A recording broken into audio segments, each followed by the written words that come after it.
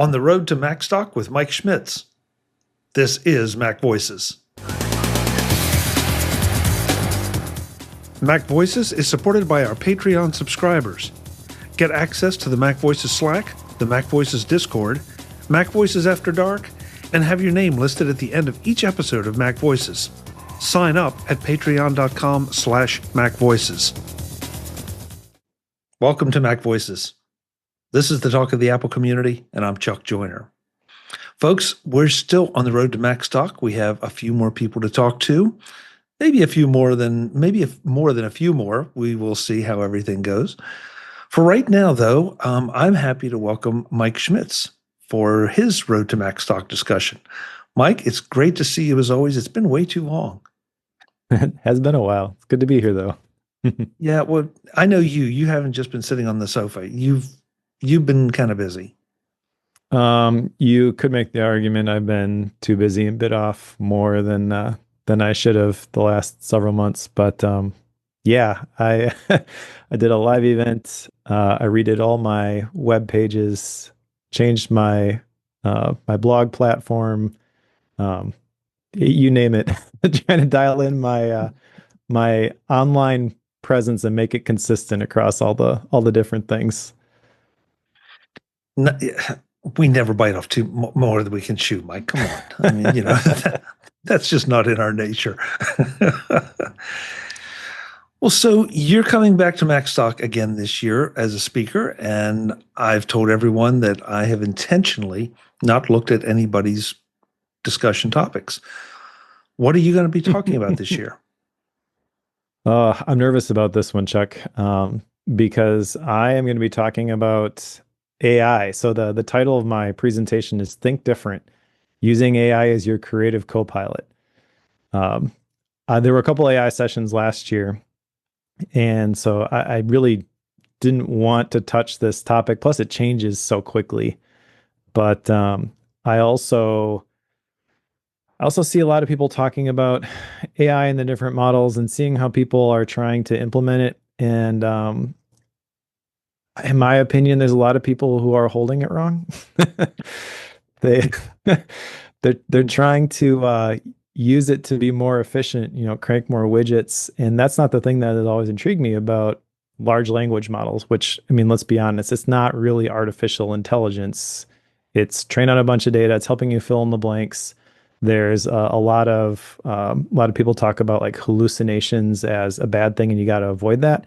And you're right. If you're trying to just get it to complete a rote task, you need to make sure that it did it the right way. But when you're trying to use it to create something and kind of as like a collaborative partner, the hallucinations can actually be a good thing. They help you see different perspectives. And for a content creator like me, that means that I can get more ideas and I can develop those ideas maybe a little bit more fully and a little bit more efficiently.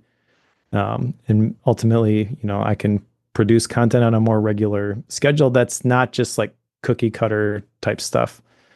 So my session, really, I want to explore some of the different ways that you could use it to not replace the human element, but kind of augment it and make what you make even better. Wow. This is going to be interesting. I find this especially interesting based on some conversations I had at NAB this year with folks who are deeply concerned in the creative world, in the media world, about AI taking the place of creativity instead of what it sounds like in your case, trying to leverage it for creativity. I have to admit, you're the first one that I've ever heard that had anything positive to say about the hallucinations. So I'm very serious about that because it's an interesting way to look at it. Most people see hallucinations as errors or just something completely off the wall. This may sound strange, but are you trying to get hallucinations, or are you just looking at them and saying, oh, that's interesting and that's different? Well, I use the word hallucinations because that's what people are familiar with, but what I'm talking about really isn't a true hallucination where you're going back and forth chatting with a large language model and then it just starts making things up. But what a hallucination is basically is making things up. When is making things up actually useful? When you're trying to brainstorm or get a bunch of ideas. For a lot of people in the creative process, that's the hard part. It's like, what am I going to write about? What am I going to make the next video about? What's the next podcast episode going to be about? Uh, I've never really liked making content that's been in alignment with the news cycle. I tend to want to, consume the stuff that I'm interested in, let it bounce around in my brain a little bit, and then figure out how it's actually useful and talk about it that way. So I I've been trying to use these AI tools, and there's a bunch of different apps and programs that kind of uh, wrap these large language models in a way that it kind of leads you down those paths where essentially when you create something, there's two parts. There's the divergent part where you consider all the options, then you decide, okay, this is the thing I'm going to make, and then the convergent where you come back to this is the finished piece. Right. So I'm trying to use AI in the divergent part where I'm kind of exploring things and then refining things before I actually sit down to make the thing. I'm not using it to crank out all the words. I'm not using it to write the YouTube script. But sometimes, when I'm sitting down to write a YouTube script, I get stuck. And like just the other day, I was working on a video on a review of Tiny Experiments by Anne-Laure Lecumpf, and as part of like the YouTube process, you want a strong hook at the beginning of your video. And I was just stuck with this hook. So I used a service called subscriber.ai where you can give it your video idea and you can give it your channel. So it presents some things in your voice, and then it creates, 3 hooks that you can put at the beginning of your video. I didn't love any of them, but there was one of them that, I see where they're going with that. So I can use that as the starting point and then copy that over and change like 50% of it. Now it's gotten me started basically. And then from there, the rest of the script can flow. So it kind of like relieves the bottleneck to have somebody that I can bounce stuff off and be like, hey, intern, give me an idea.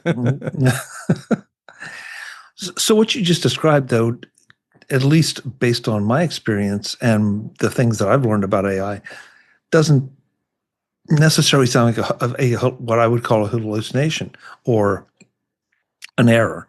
It just sounds like something that was maybe a little bit on the fringes of the mainstream ideas that it was giving you.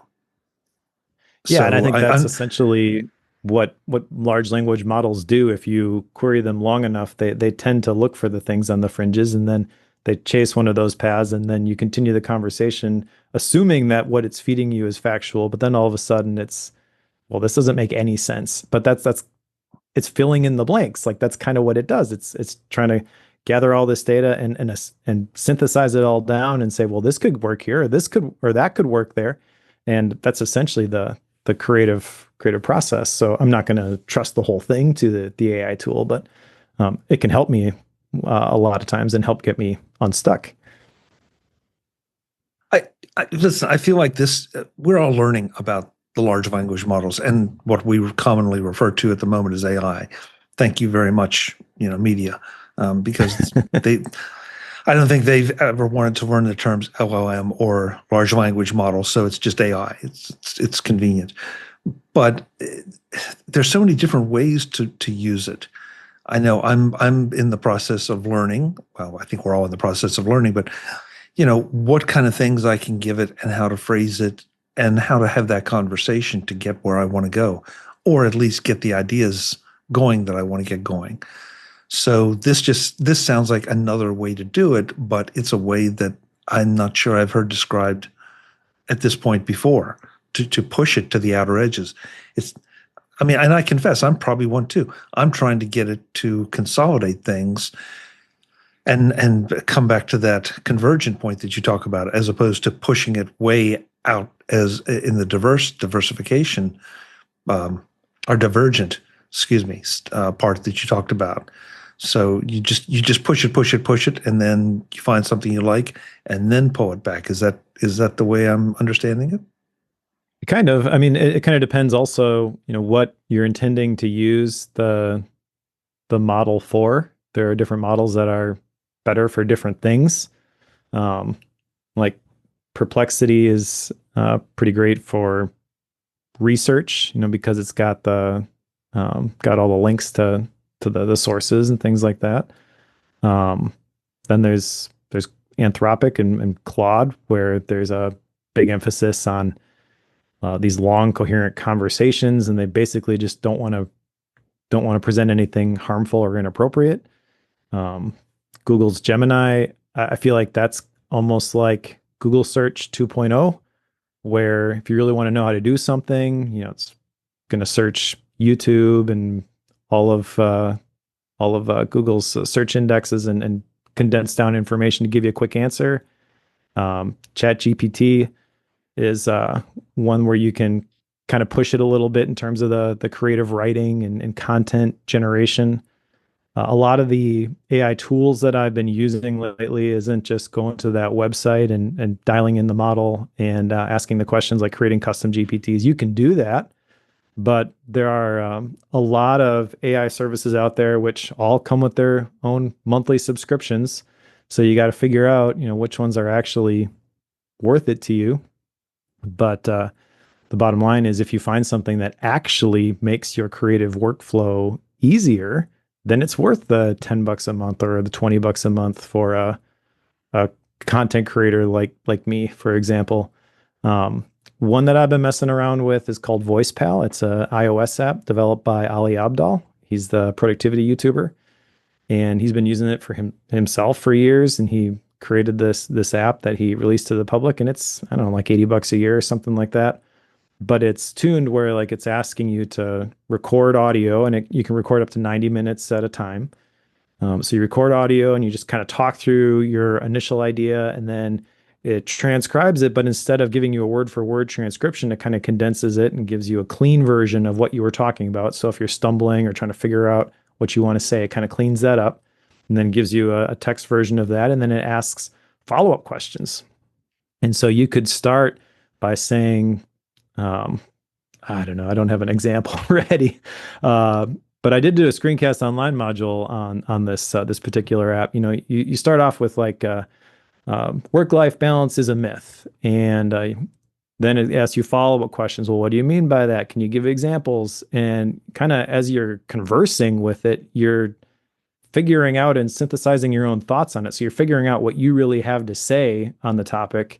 And it puts this all in a thread, and then once it's done, you can package it up as a newsletter written in your voice, or a YouTube script, or posts for social media.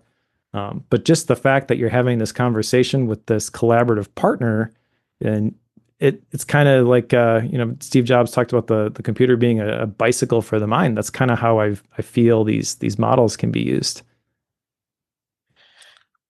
I agree with that last statement wholeheartedly. I don't think that I don't find that they necessarily create for me, but they consolidate my thoughts. They rephrase my thoughts in a way that maybe I would not have done, and that too can add shades of meaning. I seldom use anything right out of the box, so to speak.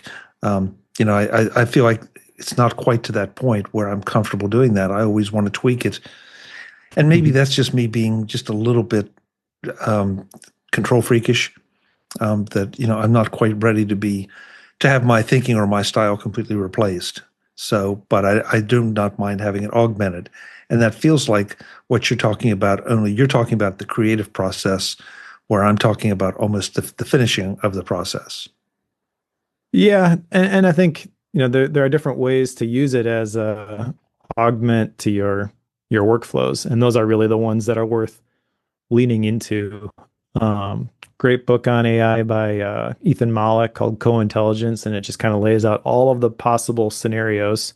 One is that this is the very best that it's ever going to get, and it's really not all that useful. That's unlikely. And then the way on the other end of the spectrum is it gains consciousness and takes over. Like, is that possible? Maybe, but again, fairly unlikely. And resisting it isn't going to prevent that scenario anyways. So really the correct perspective is to let's figure out how this can actually be useful. And I'm reminded of a couple different people who have been talking about this stuff for a long time, not just with AI, but with technology. One is Cal Newport, who wrote a book back in the day called Deep Work. And he talked about three people who three types of people who are going to be successful in the digital economy: the ones who had a lot of resources, the ones who were the very best at what they did, and then the ones who knew how to use the machines. AI is a machine, in my opinion. So let's figure out how to use it. And then the other one is Brad Smith. I don't know if he's still the president of Microsoft, but he wrote a book called Tools and Weapons, I think. And it's talking about how technology could be used for good or it could be used for evil. And I actually heard him speak one time and talking about, as the president of Microsoft, they got inquiries from, police state countries who wanted to use it to just watch everything that their citizens did, and he was uncomfortable, obviously, with engaging with that sort of thing, and that is, a possibility. But just like feeling like that's a worst case scenario, we should avoid it all altogether, isn't the solution to that. Let's figure out how to use it in a positive way and do it, because there is a lot of good that can come from this. And the good, I think, is not, I don't have to work because AI is doing everything that I was doing in my job and I fooled my boss. But I'm using this to make what I do even better. There are a lot of little things that aren't the best use of my time, energy, and attention. And AI can replace some of those, but so can things like automations and shortcuts and macros and stuff like that. You just got to get clear on where you actually add value and then figure out how the tools can help you deliver more of it. I think that's a great sentence right there. Is how to add value using the tools, whichever tools we're talking about, and in this case, we're talking about the large language models. I read Co-Intelligence, and I felt like that was a really good not exactly practical. Because you're right, he sort of takes you from one side of the spectrum to the other. But then I felt like it brought it back and said, almost here's a guide to how you can use it effectively.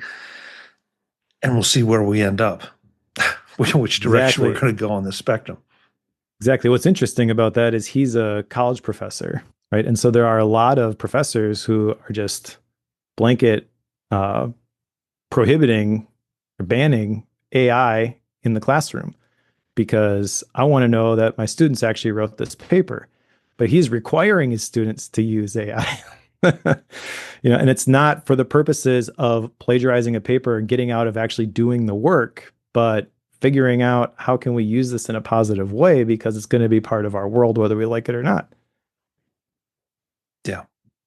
I feel like at this point, if you're not investing some time and frankly, some money to subscribe to a couple of the AI services and play with them and find out what works for you. I mean, and it is not money wasted if you decide, well, I like Perplexity better than Anthropic, or Claude better than Grok. It just means you've done the research and you found something that works for you. So I love this idea, and I love what you're going to do with it because you're going to take it and push it in a direction that I don't believe has been talked about a lot. So, and I'm not surprised that you're the one doing it. But I tell you, it's not just, by the way, a brainstorming collaborative partner. I think that's really all parts of the creative process. And the key question to ask, whether you consider yourself creative or not, is really, is this something that I should be doing? And kind of the mindset that I'm taking now is, if it's not something that I should be doing, instead of trying to delegate it to another person, is there an AI tool that can help me do this instead? Like I do these YouTube videos, for example, and the logical next step from that would be to create some shorts that I could share on Instagram and YouTube shorts that point back to the big video, right? And I've never done that because it's too much friction. But now I can use a service like Descript or Opus, and I can upload the main video, click a button, and they give me 5 different shorts, right? And they're not exactly how I would have done it if I spent 5 hours myself making that short. But you know what? They're good enough. And then with another 5 minutes, I can make a few changes where it's even more, my content. And now I've got a way to point people to the thing that I was making that I wasn't doing before. And that's the exciting part about this for me, is like this whole the whole creator world, I feel like is is being revolutionized right now by these AI tools, where it's possible for someone like me as a one person independent creator now can create something once and then share it a bunch of different places, reach people in a bunch of different places without having to hire 12 other people on a team to allow me to do that. Yeah. I mean, some of the tools that are out there are just frankly amazing. And we could go on for hours, but I do want to point out one word you said there that I think is really, really important, and that's friction. These are removing friction from a lot of things that you maybe want to do, and you just never quite get around to it. And Exactly. so are they perfect? No, but I don't have time to be perfect. And I'm sorry, that's just the way it is. I want to be perfect, but sometimes it is good enough. It's, well, what did Steve Jobs say? Great artists ship. So, that's kind of what you got to do. And these tools Yeah, make it exactly. easier to ship. Exactly. And so that's the focus of the session, is how can you use these AI tools to help you ship more? Yep. So let's see. Yeah. Sorry, I lost track of. I'm absorbing what you just said.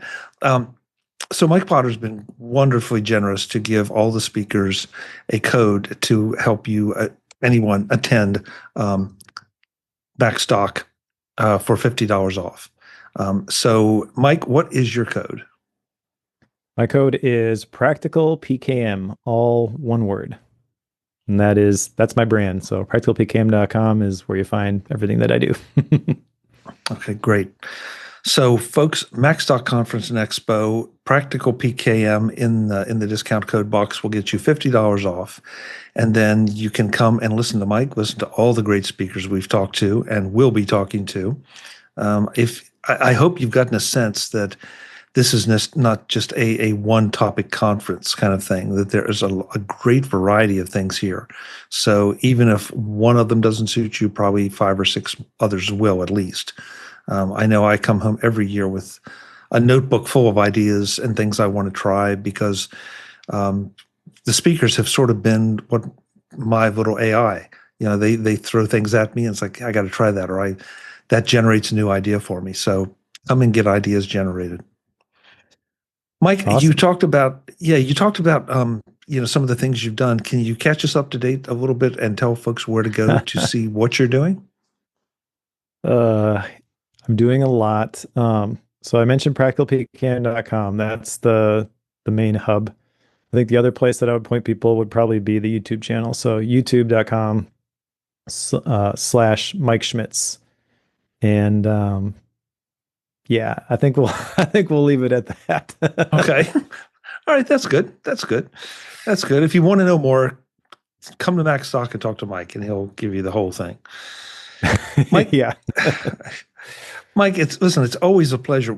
I've got to get you back on, and we need to dig into this a little more after Macstock, because then I will be a little more versed in what it is you're accomplishing or trying to accomplish and how you're going about it. What can I say? I can't wait to see you and the whole crew in Crystal Lake in July. It's going to be awesome. It always is. It always is. We'll see you there. All right. Sounds good. Thanks, Chuck. Thank you. Folks, we want to see you in Crystal Lake, Illinois for Macstock Conference and Expo. Please check out Macstock Conference and Expo.com. Use Mike's code, use my code, which is MacVoices50. I don't care. Use any of the speaker codes, but just make sure you come to Macstock, because it's going to be both fun and enlightening the entire weekend. Until the next time, and more from the road to Macstock, thanks for watching. Visit MacVoices.com for show notes and to connect with Chuck on social media. Get involved in our Facebook group or like our Facebook page, and get more out of your Apple tech with MacVoices Magazine, free on Flipboard and on the web. And if you find value in it all, consider supporting us through either our Patreon campaign at patreon.com/MacVoices, or by making a one-time donation via the PayPal link on our front page and in the show notes of each episode. You will join these fine people who help bring you Mac Voices.